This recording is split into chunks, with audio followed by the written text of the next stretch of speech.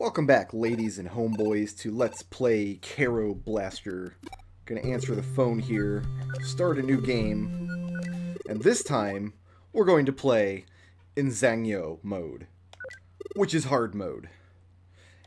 And this game is already pretty hard, but we're just gonna make it even more difficult on ourselves. Now, most hard modes in video games, it's gonna be like, let's just give all the monsters extra hit points. If it was a Metroid game, they would just double all of the monsters' hit points, or cut all of your equipment in half, or something silly like that.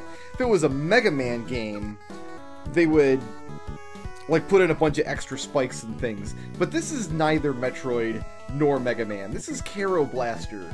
So, the hard mode is actually an entirely new game. All of the levels are completely redone from the ground up. All the boss fights are different. The storyline is different. It's a much different story. Instead of being a war against things that you have cast off, or whatever those black monsters were supposed to be, this is a war against work. Because Kero Blaster, I think it's a metaphor for a put-upon Japanese salaryman whose soul has been destroyed by the rigmarole of existence. So, the storyline of Zangyo mode is literally there is a work-producing machine that is producing too much work and is keeping the employees of Cat Frog Inc. from going on their much-deserved vacation. And he's just making more work for us. So also, we are this beautiful kind of teal color instead of green. And the game is so much harder. I want to say the first time I played Kero Blaster, I completed the normal mode, and it wasn't more than a couple hours. Zangyo mode took me a few days. And I've been practicing all week for this recording session, and I just last night, after playing through the Zangyo mode at least once a day all week long, I finally got to the point where just last night I got my first clear without continuing. So, with any luck, I will be good enough at Zangyo mode that I can complete the game without losing all my lives and continuing. But to do that, first of all, it's going to require some luck. You know, I have no illusions of my skill level at this, or any game. But second of all, there's a couple spots in the game where I am going to grind for money, just because the bosses get so outrageously difficult, and some of them even get a little bit more random than they were. I hate to use the word random to describe a boss in a negative light, but there are some bosses in Zangyo mode where the randomness becomes apparent. Also, new enemies. Those little thorn bushes, there's a third variant now that hide bees. But you can see, it's just every movement on the monsters has to be deliberate now. We've really got to inch our way forward through some of these levels, at least until we get our gear in order. There's no point in trying to really grind up money on this first level, because there's so little cash in the first level. But oh, that was a bad hit to take. Hopefully we get a heart. Let's play this very carefully, because every life is precious. We want to go into the final level with as many lives as possible.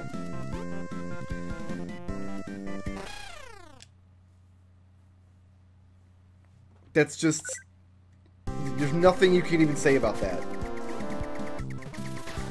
That was just bad play. That was just hashtag bad play. Oh, there's my heart that I could have used a minute ago. The final level of this game, as we'll see... Well, first of all, the first 6 levels of the game, they're all remixed versions of the first 6 levels from normal mode. They're not totally new levels. As you can see, they use the same assets, the same music. Just the tiles are rearranged to make new level layouts and enemy placements and things. The 7th level of the game is totally new. When we get to level 7, it's a brand new stage with new challenges. Hey, we got our life back. Beautiful. It's as though I didn't throw a life away at all. But the final level of Zangyo mode is so long and has so many bosses that I really do just want to get there with as many lives in tow as possible. I need 2 more coins, because they increase the price on some of your heart upgrades as well. So I need 10 coins to buy my gun, and then I need 18 coins to buy my first heart upgrade, which I do need to buy in this level. Otherwise, the boss of this level is probably just going to kill me repeatedly with 2 hearts. But with 3 hearts, I give myself enough leeway to make some headway into the fight. So rather take the 2 seconds and get a few extra coins.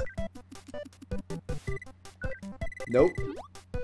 Wrong heart. We want this heart. Yeah, buddy. Alright, Zangyo mode stage 1. Now we're actually equipped to... Now we're like properly equipped. We're not going to have to play hit and run so terribly much. We are still going to be doing it.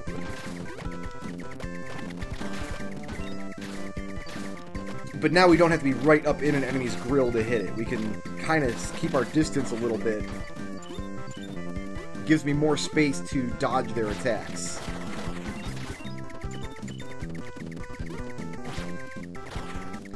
Very few games, I find, get a hard difficulty right. It's a very difficult process because... Well, because usually difficulty settings in games are an afterthought. I mean, that's just the sad state of things. Usually when a game comes out, they complete the game, then they make... Maybe they tweak a few variables as far as damage output or spawn rate of health. It's some way to tweak the game's difficulty up or down without really crafting a new experience. What Studio Pixel has done with Zangyo mode is craft an entirely new experience for Kero Blaster. And the base game was already pretty challenging. The base game was already no joke. I was actually blown away by how much more difficult Zangyo mode was the first time I went through it.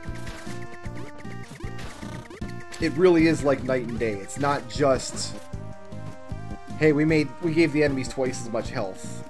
Can I please get my 1-up? It's important to also know where all the 1-ups are, and to be able to get them without dying. But as long as we keep our wits about us, and I apply what I've learned over my test plays, we should be in for a relatively breezy Zangyo mode. Also, I have no idea if I'm pronouncing the word Zangyo properly, but I did look it up, and apparently it is the Japanese word for overtime. We're putting in overtime at Cat Frog Inc. 1 more coin for the road. Yeah, that's just gonna be a heart, which we don't need. Alright, boss time. Here's hoping. So the whole boss fight's gonna be different now. Like, it's just gonna be totally changed. First of all, because we have more terrain to deal with. We actually have to take the high ground here. Second of all, his attacks bounce up and down on the ground. Oh, I don't like what's happening here, actually. Okay, he's probably going to jump over here. Okay, let's start aiming up.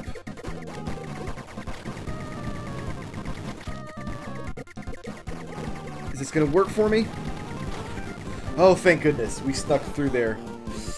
What I was trying to do is pump shots into him until he's almost done throwing his projectiles in the air, then aim up and try to kill the projectiles as they rain in from the screen.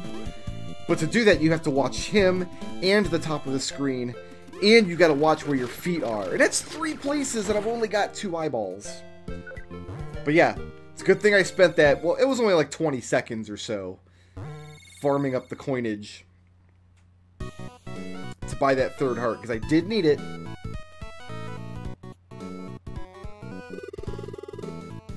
And here's the work-producing machine. This, big-nosed salesman here wants to sell it to us. What a jerk. We've got enough work to do, man. Like, that's the only purpose of the machine, is to produce work to do. As far as it does... It's very, very abstract. You can tell that the game was made by somebody who has a very dim outlook on pointless, endless tasks in an office environment. And also very upbeat music. Back to the greenery zone. So all we need to buy in this zone is the first fan upgrade. We just need to upgrade our green gun to the wide, and that's really all we need to do here. Although, once again, the boss is gonna be a little difficult. I don't think I'll have enough dosh to buy a second heart here. But if we do, maybe we'll go for it. I want to be very careful, too, what enemies you're attacking. These enemies will only fire at you if you hit them. So you don't want to just fire wildly. You want to make sure... Yeah, okay. Like right there, I didn't really want to trigger that second enemy until the first one was dead. And it made timing my jump a little trickier. So already at this point, my first playthrough of Zangyo mode, I probably died several times. I probably had game overed a few times. But the goal today is to get through the game without game overing at all. And if I don't manage it, if I do get a game over, you'll never know, because I will just trash the recording and start over from the beginning. In fact, that maybe has already happened. You have no way of knowing. I'm not saying it did happen. I'm just saying this is movie magic. I can do anything. I can flip the screen upside down. Okay? Oh, there's a box in here. I can make the screen go all crazy colors. You know, that's not part of the game. That's me doing that. Movie magic. I can edit it so this sentence plays twice. I can edit it so this sentence plays twice. What are you going to do about it? Nothing. I didn't actually say that line twice. I cut it and pasted it in my... I'm complaining about movie magic and I'm not paying attention to what I'm doing on screen. I need to knock that off. So once again, we're going to walk backwards on this screen, but they've complicated it by putting in all this new terrain and these little snail guys everywhere. And then there's this jump here. You know, we'll take this one safe. Kill that snail before we jump over. Usually, you can jump and kill that snail before you impact him and take damage. But just to be secure, we'll make sure that the jump happens. I mean, this screen is one you want to take slow even on regular mode.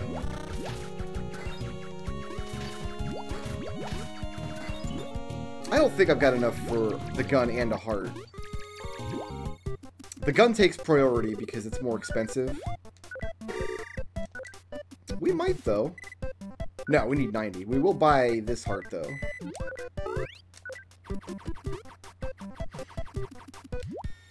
And notice this time, our little cat friend over at Cat Friend Incorporated did not give us a free heart jar. I think that's fine, that you don't get the free heart jar in Zangyo mode. I think what they should do, though, is let you start the game with the jacket. So you get the jacket for every level in the game. Most of what kills you in Zangyo mode's not going to be enemies anyway. Most of what kills you is going to be the tricky jumps. So the jacket's not going to really make Zangyo mode easier. I just think it would be neat to let you play with the jacket more. Why did I not jump over those spikes? I decided to walk into those spikes. I wanted to test them for spikeosity. Make sure they're up to code. Make sure that Studio Pixel would be proud of their spikiness. I don't know if it's spikiness or spikeosity. I couldn't tell you. So now the cloud monsters... Oh, I bubbled. I bubbled myself. I done did the bubble man. Erp. Oh, there's the heart I could have used. So, yeah, these cloud monsters. Now, if you don't engage with them, they get mad and come swooping from the other side of the screen. Let's pay more attention. Cloud monster. We'll hang out here, kill this cloud monster. Wait for the bubble. There it is. Wait for that bubble. Okay. Clear all these guys. Next bubble. There it is. Okay. Fortunately, I don't think the cloud monsters spawn infinitely. I think they only spawn at particular points in the screen. I think this guy's going to zoom at me now. Thank you. Made it. Beautiful. Here's our next boss fight.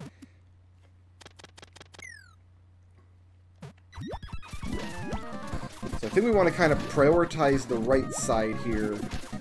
Unless a guy is coming up underneath us like that. Because those three, then one more on the right, then is this the big five? The big five. Now we want to head back towards the middle-ish. Did not take any damage on the first phase of the boss. That's good. We gotta watch the top of the screen too, because he's gonna start throwing saucepans at us. There's one.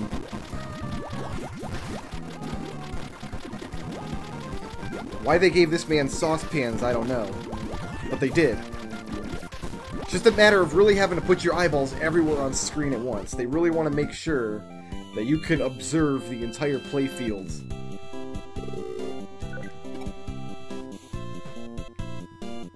Hilariously, some of the bosses will actually be easier than in normal mode, because I'm going to prioritize getting weapon upgrades earlier than in normal mode. First of all, you get more money in Zangief mode a little bit, because there's more treasures to find. But also, in the next level, there's a spot where we're going to grind a little bit.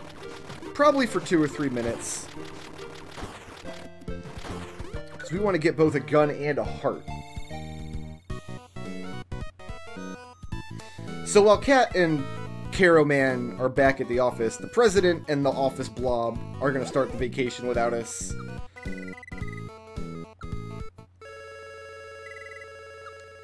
But it's fine, you know, I don't mind doing overtime endlessly forever and ever and ever.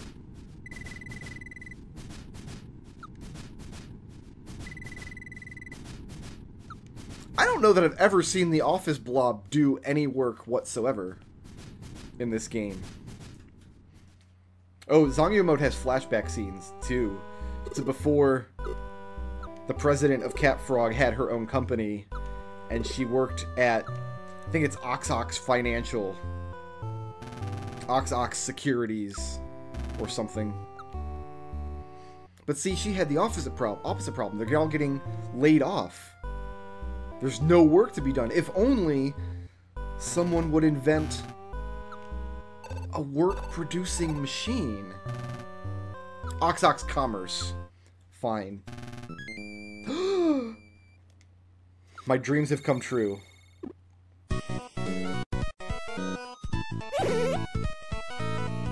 Shoutouts to 7 Red Returns for sponsoring this video, and to everybody who helped make my channel possible by supporting me on Patreon.